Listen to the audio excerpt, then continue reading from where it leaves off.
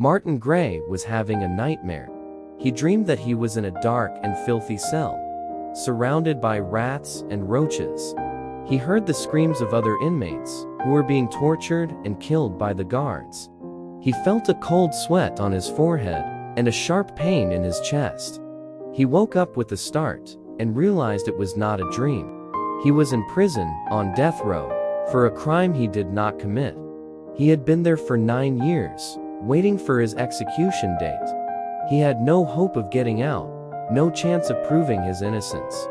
He remembered the night that changed his life forever.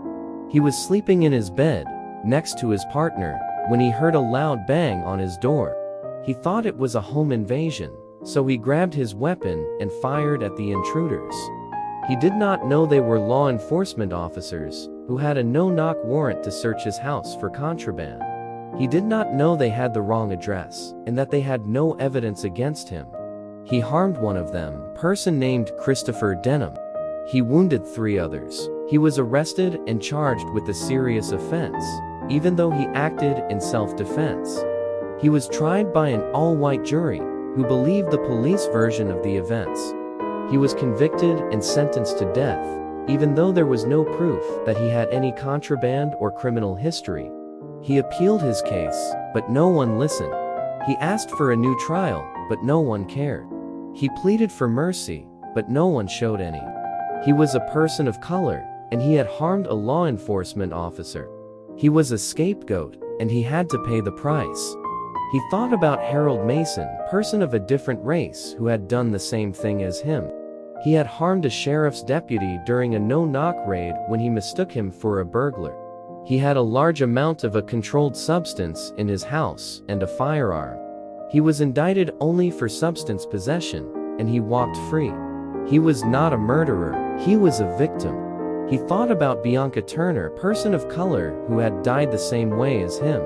She had been shot by law enforcement officers during a no-knock raid when they broke into her apartment. She had no contraband, no weapons, no criminal record. She was an innocent bystander, and she was killed in her sleep. He wondered why the law was so unfair, why the justice system was so corrupt, why the world was so cruel. He wondered if there was a higher power, and if it cared about him. He wondered if there was an afterlife, and if he would go there. He heard a knock on his door, and he knew it was time.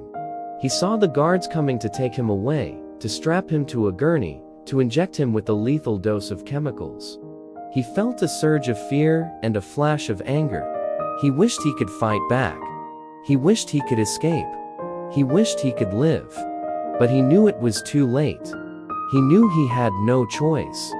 He knew he had to face the inevitable. He closed his eyes and prayed for a miracle.